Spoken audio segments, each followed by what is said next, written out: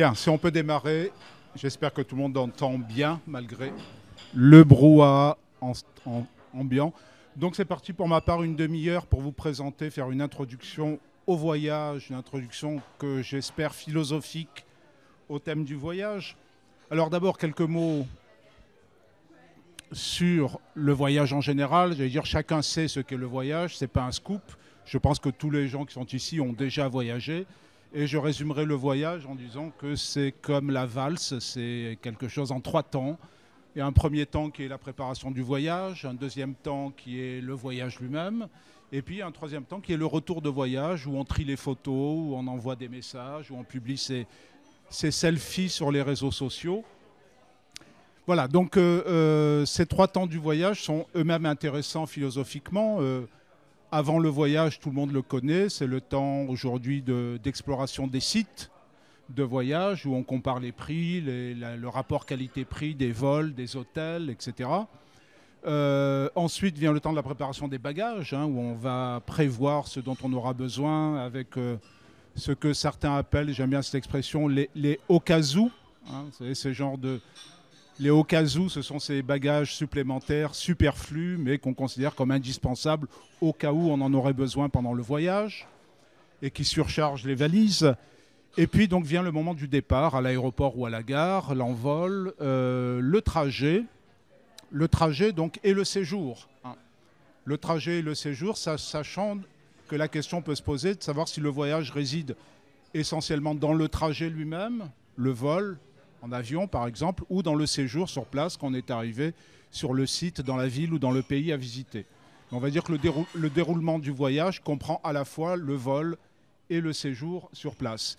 Et puis donc le retour que tout le monde connaît bien avec aujourd'hui la mode des photos. Il y a une époque où c'était les soirées diapo, que certains ont peut-être connues, les longues soirées diapo. Maintenant c'est fini je crois, maintenant on se presse de diffuser avant même le retour les photos ou les diaporamas et surtout les selfies, c'est le plus important, les selfies qui témoignent de sa présence dans le voyage, puisque entre parenthèses on peut se demander si le voyage n'est pas un prétexte à se mettre en scène avant tout et à, on l'a tous fait, à valoriser un certain narcissisme ou un certain retour sur soi. Voilà, donc ça tout le monde le connaît bien, tout le monde l'a sans doute vécu. Ce que je voudrais c'est expliquer ce que la philosophie vient faire là-dedans et en quoi il peut y avoir une interrogation philosophique. Alors il y a 2 entrées philosophiques possibles. Il y en a une que j'écarte aujourd'hui parce qu'on n'aura pas le temps de tout voir, sauf s'il y a des questions. C'est le voyage dans la philosophie. C'est-à-dire que tous les philosophes depuis Platon, le premier, ont voyagé. Depuis Platon jusqu'aux philosophes les plus récents, évidemment, ont connu le voyage. Platon est célèbre, par exemple, pour un voyage qu'il a fait en Sicile, qu'il raconte dans une de ses lettres, où il a essayé de convertir le tyran de Syracuse à son régime politique. Bon, je ne vais pas développer. Et puis il y a une exception dans l'histoire de la philosophie sur le voyage. Il y en a un qui n'a jamais voyagé, et ce n'est pas l'un des moindres, c'est peut-être le plus grand des philosophes. Vous avez deviné que je parle de Kant. Kant est le seul qui n'est jamais sorti de sa ville de Königsberg, de sa ville natale, et le seul qui n'a jamais voyagé. Donc c'est une exception, toutes les règles ont leurs exceptions. Voilà pour le voyage en philosophie, on n'a pas le temps de développer, mais ce serait intéressant de se demander qu'est-ce que le voyage apporte à la philosophie. Est-ce qu'on peut philosopher sans voyager ? Et voilà, est-ce que la philosophie elle-même n'est pas un mode de voyage, ou de réflexion ou de témoignage ? L'autre approche que je vais essayer de développer un peu plus ce soir, c'est la philosophie dans le voyage. C'est-à-dire quand on voyage, quelles sont les questions philosophiques qu'on peut se poser ? Qu'est-ce que peut être une réflexion, une interrogation philosophique sur le voyage ? Et là-dessus, il me semble qu'il y a 2 questions principales que je vais essayer de poser ce soir. C'est d'une part, qu'est-ce que c'est que le voyage ? On va parler du voyage, encore faut-il se mettre d'accord sur la définition du voyage, parce que le voyage en lui-même, c'est un voyage. On peut voyager dans le mot lui-même. Le mot voyage est protéiforme, si vous avez essayé d'y réfléchir, ça part dans tous les sens. C'est indéfinissable un voyage. Les frontières du voyage sont toujours en train de reculer. Donc c'est très difficile de définir le voyage et il y a de nombreuses définitions possibles du voyage, donc j'en proposerai quelques-unes. Et puis une fois qu'on a défini le voyage, c'est de se demander, qui est la question principale ce soir, à quoi ça sert ? C'est-à-dire pourquoi voyage-t-on ? Pourquoi voyage-t-on ? Quelles sont les finalités ? Quels sont les buts ? Quel est le sens du voyage. Et donc je terminerai sur cette deuxième question. Évidemment, il y en a beaucoup d'autres, mais la plupart des questions philosophiques tournent autour de ces deux questions, la définition du voyage et à quoi ça sert, quel est le sens, le pourquoi du voyage. Alors, qu'est-ce que le voyage? Commençons par la définition. En bon historien des idées, je vais commencer par l'étymologie, c'est ce qu'on conseille souvent. L'étymologie du voyage vient du latin, hein, évidemment le voyage français, le viaje espagnol, le viaggio italien, tout ça vient d'une vieille racine latine qui est via, le mot via, c'est-à-dire le chemin, la route. Et donc partir en voyage, c'est prendre la route, hein, c'est se mettre en chemin comme l'ont fait les pèlerins, les soldats, les marchands pendant des siècles. Donc voilà, une première définition du voyage, c'est prendre la route, c'est se mettre en chemin, c'est faire la route. Hein. On sait bien que tous les chemins mènent à Rome, mais on verra à quoi mène le chemin et si le chemin doit mener quelque part. Hein, ce qui est la question, quand j'ai parlé du retour du voyage, je n'ai pas évoqué le fait qu'il peut y avoir des voyages sans retour. Hein, on peut prendre un aller simple, c'est rare, mais je pense que peu d'entre nous ont pris dans leur vie un aller simple. Hein, donc généralement, c'est un aller et retour. Donc effectivement, la question du chemin, de la route, de la via qui a donné le voyage, pose cette question du rapport entre le point de départ, le point d'arrivée, et puis l'entre-deux, le chemin lui-même, la route elle-même. Hein, est-ce que le voyage comprend l'ensemble, les trois termes, ou est-ce que le voyage doit être centré sur le deuxième terme, le moyen terme, qui est la route elle-même, le trajet lui-même? Alors, cette définition du voyage, ça pose aussi des questions difficiles qu'on pourra évoquer dans le débat, qui est par exemple la forme limite du voyage, qui serait un voyage immobile. Hein, parce que généralement, quand on parle de voyage, on pense à un déplacement, hein, à un trajet, mais il existe des exemples, et vous l'avez peut-être vécu, de voyages immobiles. Hein. J'ai personnellement relu récemment un texte que j'aime beaucoup sur un voyage immobile, qui est un passage du roman de Huysmans, qui s'appelle À rebours, un grand roman de la fin du 19e siècle, où le héros du roman Des Esseintes décide de partir à Londres et finalement reste dans des bistrots avant de prendre son train et renonce à la fin à faire le voyage parce qu'il a fait le voyage immobile sur les banquettes des bistrots avant. Donc c'est un grand exemple littéraire d'un voyage immobile qui fait l'économie à un moment du trajet lui-même et du déplacement à Londres lui-même. Donc il faudra évidemment se demander si le voyage sans déplacement est possible. Il y a aussi la possibilité du voyage dans le temps, qui est un autre mode de déplacement. Effectivement, voyage dans le passé ou l'anticipation dans le futur. Bon, donc revenons-en à la définition du voyage qui, a priori, suppose un déplacement dans l'espace, pour le moins, avec brièvement une typologie du voyage qui fait que l'exemple que j'ai donné au début, évidemment, est le voyage que le bourgeois moyen occidental aujourd'hui connaît, mais qui évidemment n'épuise pas tous les types de voyages. Et vous imaginez tout de suite qu'il y a d'autres formes de voyage, plus anciens ou contemporains, que j'ai essayé de résumer à travers certains exemples. Il y a par exemple l'exil. L'exil, évidemment, concerne aujourd'hui certaines populations où dans le passé, c'est une forme de voyage, souvent sans retour, qui était, vous le savez, pratiquée dès l'Antiquité par les Romains, par exemple, à travers ce qu'on appelait l'ostracisme, qui était d'exiler un citoyen hors de la cité sans retour, est obligé de vivre effectivement dans des pays étrangers. Donc l'exil est un voyage, et souvent un voyage sans retour. Il existe encore aujourd'hui, qui crée par exemple des diasporas, comme la diaspora juive, la diaspora arménienne. Il existe des tas de diasporas qui sont le résultat des exils et qui donc forment des sortes de populations du voyage, quelque part. Deuxième exemple, les migrations, plus largement. L'exil étant une forme de migration. Les migrations, on en parle beaucoup aujourd'hui, les immigrés, les émigrés, les migrants, etc. La migration a toujours existé. Depuis l'Antiquité, on sait bien que c'est comme ça que le continent américain a été peuplé, par des Indiens ou des Esquimaux qui venaient de Sibérie. Donc toute la Terre s'est peuplée par migration successive à toutes les époques les plus reculées. Donc la migration, est quelque part un phénomène naturel à l'humanité de tout temps, comme disent les mauvaises dissertations. De tout temps, les hommes ont migré. Donc ce n'est pas une nouveauté. Ce qui est nouveau, ce sont les mouvements migratoires, l'importance des mouvements migratoires, mais ça a toujours existé. Ce qui permet de dire aussi qu'on ne voyage pas toujours par le plaisir, que le tourisme occidental n'est pas la seule forme de voyage et qu'il y a des voyages qui sont faits par nécessité, par détresse, par malheur, par misère, ce qui est le cas bien souvent de l'exil et de la migration. Troisième exemple de voyage qui nous concerne moins, nous, bourgeois citadins, c'est l'exode rural, qui n'est pas si vieux. En France, les générations de Bretons, d'Auvergnats, etc., qui sont montés à Paris, l'exode rural, provisoirement, est fini en France. Il est connu dans beaucoup de pays aujourd'hui. Prenons l'exemple de la Chine. La Chine est en plein exode rural, l'Inde aussi.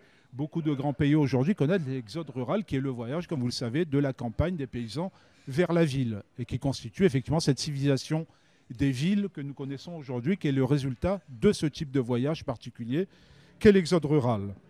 Quatrième exemple, l'invasion, la conquête, la colonisation est aussi un voyage, évidemment. Que ce soit la colonisation grecque dans l'Antiquité, les colonies grecques en Grèce, en Ionie, etc. Et évidemment, les colonisations plus proches que nous, les invasions, que ce soit l'Amérique du Sud avec l'invasion des Espagnols, des conquistadors, ou que ce soit les invasions plus récentes que toutes les civilisations ont connues en Asie, en Afrique, en Europe, etc. C'est une forme de voyage qui est le voyage du mercenaire, de l'armée, du soldat ou du missionnaire qui vient pour convertir. Effectivement, on sait que par exemple la conquête de l'Amérique, c'est à la fois les soldats, les mercenaires et les missionnaires qui ont voyagé pour conquérir l'Amérique. Bien, donc tout ça, évidemment, je fais référence à des formes historiques, mais elles sont contemporaines. Tous ces types de voyages existent encore aujourd'hui sous nos yeux. Donc j'évoquais des formes beaucoup plus anciennes de voyage que l'humanité a connues, mais qui existent encore aujourd'hui, qui est ce qu'on appelle le nomadisme. Le nomadisme, c'est un mode d'existence intrinsèquement lié au voyage. Les nomades, par définition, par essence, entre guillemets, des voyages, sont des gens du voyage, c'est-à-dire ceux qui accompagnent leurs troupeaux. Ce qu'on appelle le pastoralisme dans les étapes de l'humanité. Après les chasseurs-cueilleurs viennent les pasteurs, ceux qui accompagnent leurs troupeaux à travers la transhumance ou qui suivent leurs troupeaux. Ça existe toujours en Afrique avec les troupeaux de chameaux ou les troupeaux de moutons, de brebis, etc. Donc le nomadisme est un stade qui pour nous est dépassé de l'humanité, mais qui a encore des formes résiduelles aujourd'hui. Il existe même aujourd'hui dans l'Himalaya les dernières tribus de chasseurs-cueilleurs qui sont par définition nomades, errantes, voyageuses en un certain sens. Donc le nomadisme, ce qu'on appelle encore aujourd'hui par exemple les gens du voyage. Vous connaissez cette formule pour désigner en France les populations telles que les tziganes ou les roms, etc., qui sont appelés des gens du voyage. Enfin, deux derniers exemples, le commerce.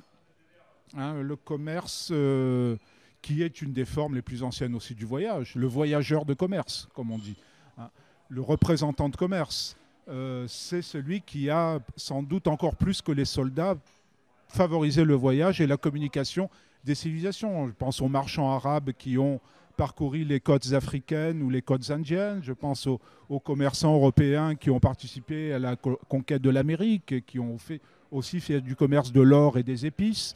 Donc le commerce et les marchands a été une des formes de voyage les plus répandues et les plus importantes encore aujourd'hui. Si vous connaissez aujourd'hui autour de vous des gens qui travaillent dans l'import-export, ce sont des voyageurs professionnels qui sont constamment en déplacement dans les hôtels à droite à gauche pour le business, comme on dit. Le business est un des formes principales de voyage depuis l'Antiquité. Voilà. Alors, j'en avais cité deux, j'oublie la dernière. Bon, elle me reviendra peut-être tout à l'heure. Et puis, si ça peut être une dernière, c'est surtout ne pas oublier aussi tous ces gens qui ne voyagent pas. Le voyage n'est pas forcément universel. Je voudrais évoquer rapidement ceux qui ne voyagent pas, qui ne connaissent pas le voyage, qui sont soit les agriculteurs, qui sont bien souvent attachés, scotchés à leur terre pour des raisons matérielles, etc., et qui ne voyagent pas, ou très peu, ou pendant très longtemps n'ont pas voyagé. Et puis tout simplement ceux qui n'ont pas les moyens de voyager, ceux qui n'ont pas d'argent pour se payer l'avion, ou ceux pour lesquels ce n'est pas dans leur culture. Là aussi, historiquement, c'est très récent. Moi, je suis d'une génération encore où pour beaucoup de familles, les enfants ne voyageaient pas. On passait ses vacances dans son quartier, dans sa maison, dans sa région, etc. Le voyage n'était pas une évidence sociale comme elle peut l'être aujourd'hui. Donc il faut évoquer aussi les raisons qui feraient qu'on ne voyage pas, qu'il existe des formes de non-voyage. Voilà, très brièvement. Alors, deuxième question sur la définition du voyage, c'est est-ce que le voyage, à travers toute cette typologie très diverse, comme on l'a vu, est une spécificité humaine ? Il semblerait, d'après les exemples que j'ai donnés, effectivement, que seuls les hommes sont des soldats, des marchands, des colonisateurs, etc. Pourtant, on peut trouver des formes de voyage non humaines. Je vais peut-être faire de la provocation, mais les pierres voyagent, les plantes voyagent, les animaux voyagent et les hommes voyagent. Donc quelques exemples rapidement. Les pierres, vous allez me dire, les pierres voyagent. Oui, les pierres voyagent. Il y a en science ce qu'on appelle les blocs erratiques. Les blocs erratiques sont ces blocs de pierre qui se déplacent sur les glaciers. Et donc on voit se déplacer, voyager le long des glaciers.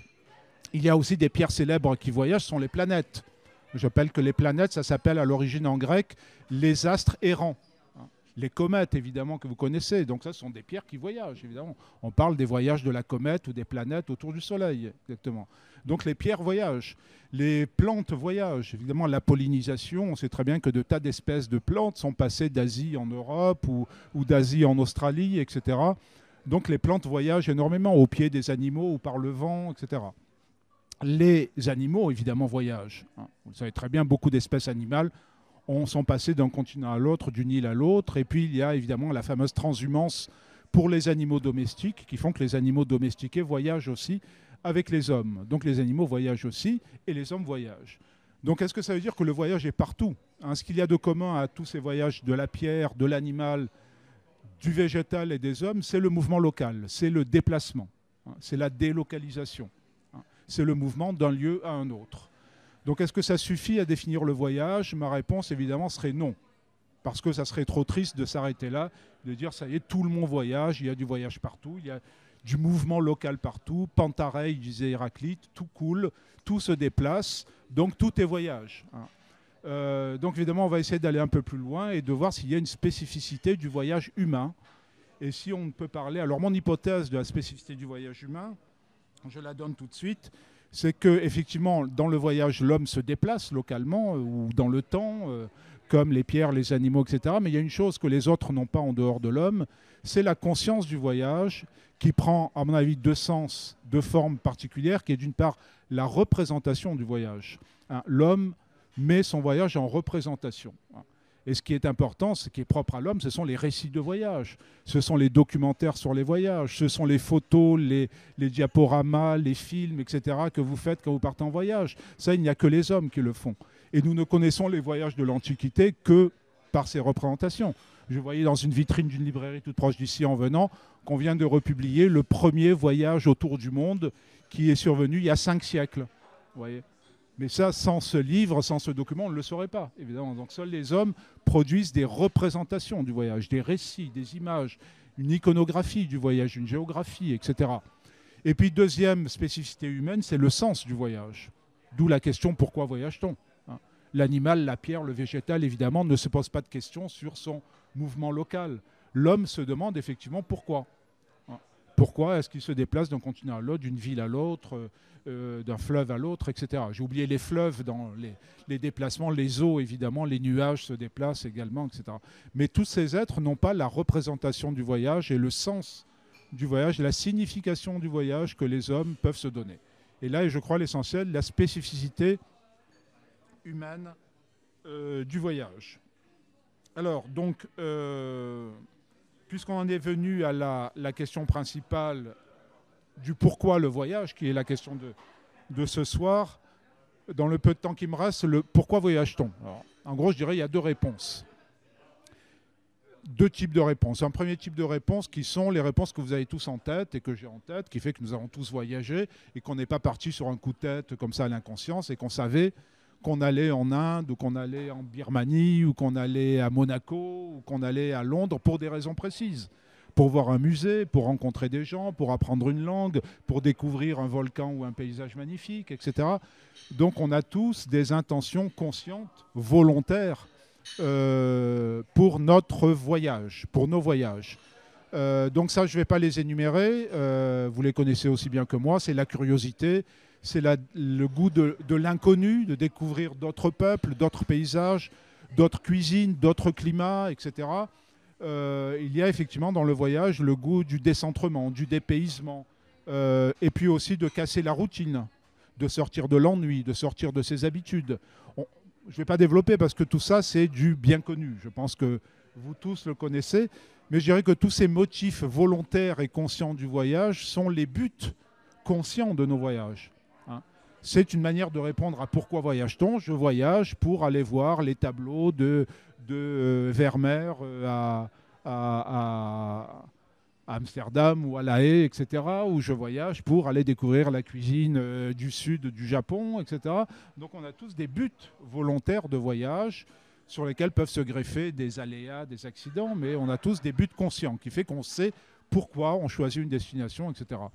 Donc ce qui m'intéresserait, ça serait de, philosophiquement, un peu prétentieusement, de jouer à Spinoza et de renverser les causes.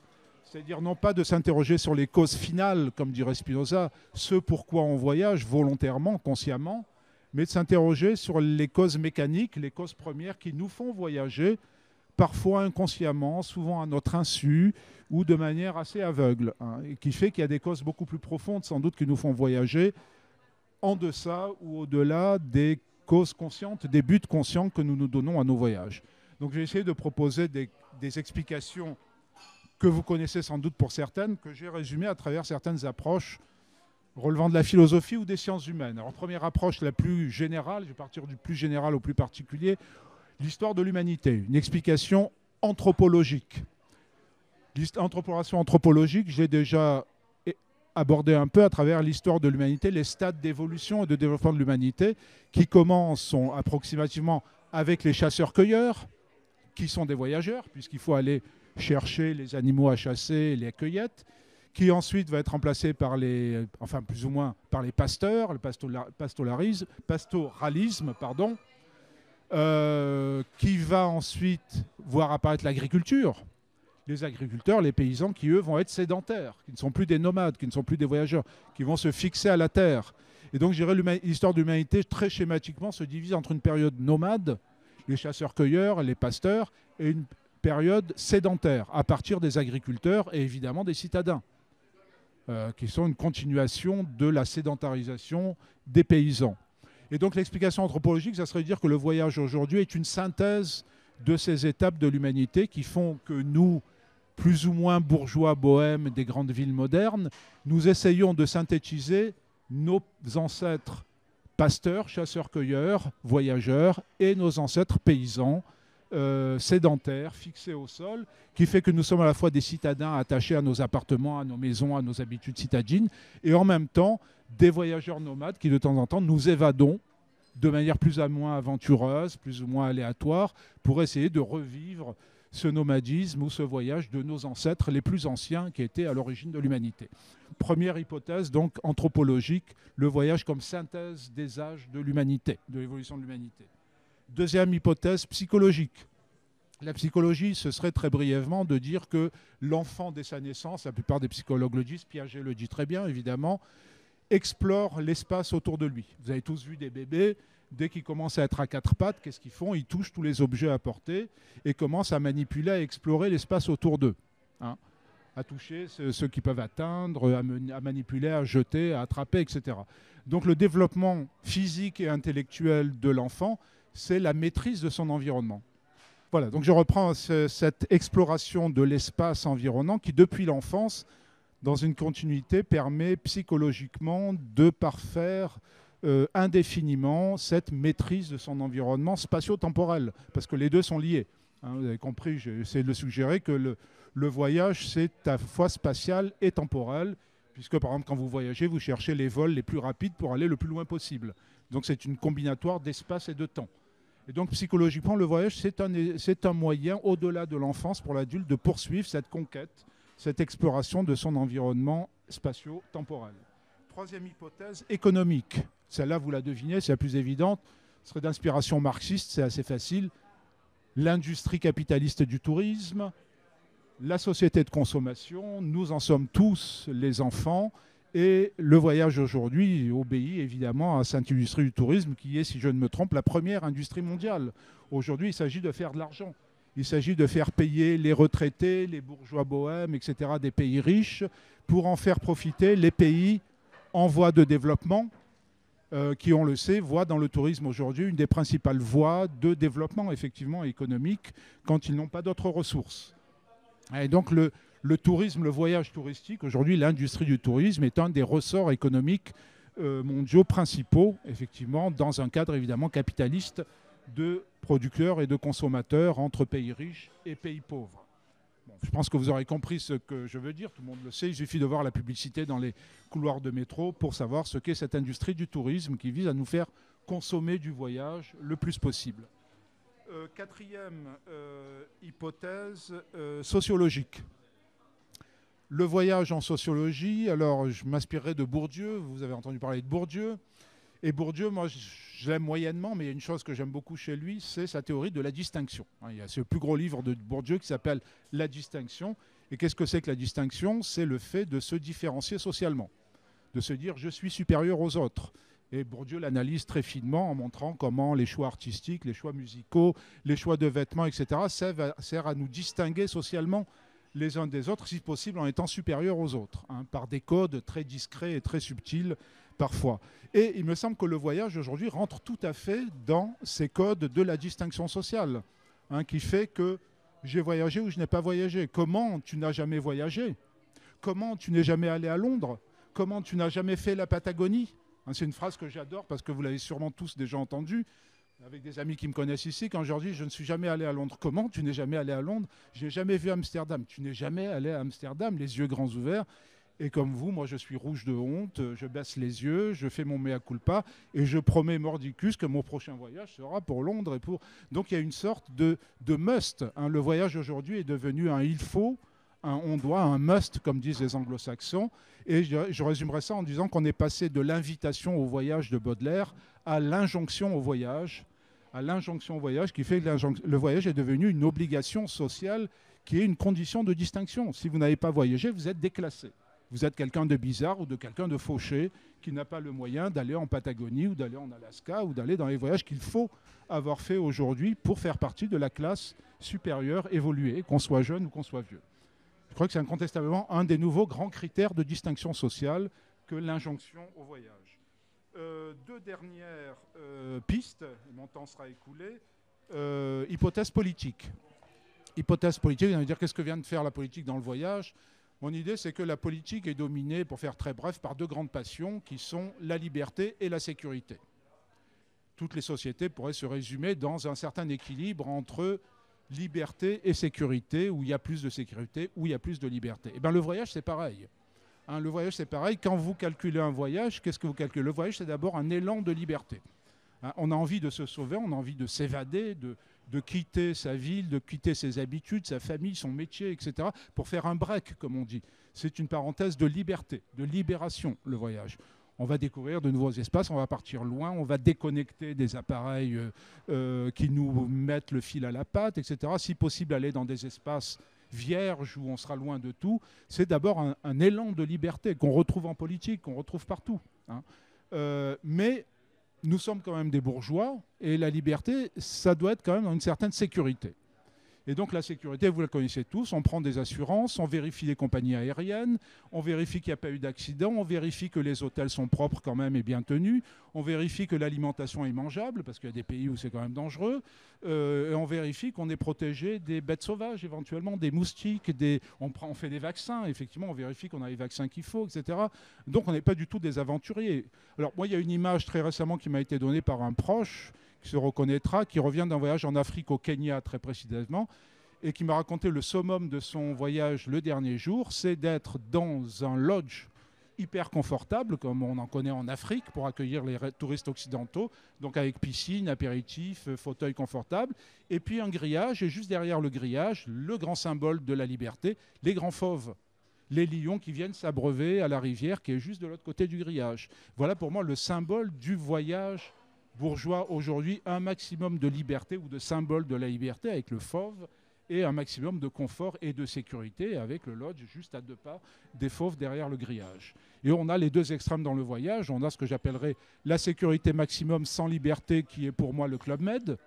Un Club Med, il n'y a aucune liberté, aucun voyage, mais on a une sécurité totale dans le village et beaucoup ne sortent pas du village. Et puis il y a la liberté sans sécurité à l'autre extrême qui est l'aventurier. L'aventurier qui risque sa peau, qui risque sa vie dans une liberté totale, quasiment équivalente au chasseur-cueilleur, et où il a abandonné tous les instruments de sécurité que la société moderne peut lui apporter. Voilà, donc il y a cette hypothèse politique qui fait que le voyage reproduit ce paradoxe synthétique de liberté et de sécurité, avec des dosages évidemment très variables selon chacun d'entre nous et chaque société. Dernière hypothèse qui est alors pour moi la plus radicale et la plus individuelle, qui est l'explication existentielle ou métaphysique du pourquoi voyage-t-on, et qui est très simple, qui est évidemment la piste pascalienne, qui est qu'on voyage pour ne pas savoir tenir tranquille dans sa chambre. Voilà. Je ne sais pas si c'est la citation exacte, c'est une des pensées célèbres. Voilà. Ne savoir pas demeurer en repos dans une chambre. Pardon. Ne pas savoir demeurer en repos dans une chambre, c'est le divertissement, hein, c'est-à-dire qu'on voyage pour fuir une angoisse existentielle qui est la douleur de la misère, la honte de la misère, et donc la distraction, le divertissement qui prend de multiples formes. Le voyage en fait une, le voyage des commerçants, des soldats, etc., font partie de ces formes de divertissement pour ne pas savoir rester tranquille dans une chambre, comme l'essayent de faire les trappistes, les sages, les bonzes, des choses comme ça, qui essayent non pas de voyager immobilement, mais carrément de ne pas voyager. Voilà. Donc voilà, pour terminer en quelques mots de conclusion, je dirais le voyage pourrait aussi, mais peut-être que mes confrères vont l'aborder, le voyage aussi dans une approche religieuse. En préparant cette intervention, j'ai relu rapidement la vie de Bouddha, la vie de Mahomet, la vie de Jésus, la vie d'Abraham, etc. Et j'ai constaté qu'il n'y a pas de grands fondateurs de religion sans voyage. Et que généralement les grandes fondations de religion sont les résultats d'un voyage. Bouddha en est le signe, Mahomet aussi, Abraham évidemment, qui quitte sa ville dure en Mésopotamie pour aller à Canaan, etc. Et puis quelqu'un, je ne sais plus qui, Saint Paul, et puis quelqu'un en dehors des religions. J'en ai discuté récemment avec quelqu'un à propos de De Gaulle. De Gaulle n'est devenu De Gaulle véritablement qu'après son voyage à Londres. De Gaulle sans Londres et l'appel de Londres ne serait sans doute jamais devenu De Gaulle. Donc nul n'est prophète en son pays, je vous rappelle effectivement. Et quand on vérifie l'histoire des religions et de la politique, bien souvent ça passe, la révélation d'un grand homme se fait par le voyage et à travers le voyage. Voilà, j'ai essayé de respecter la demi-heure. Merci à vous et à bientôt pour le débat.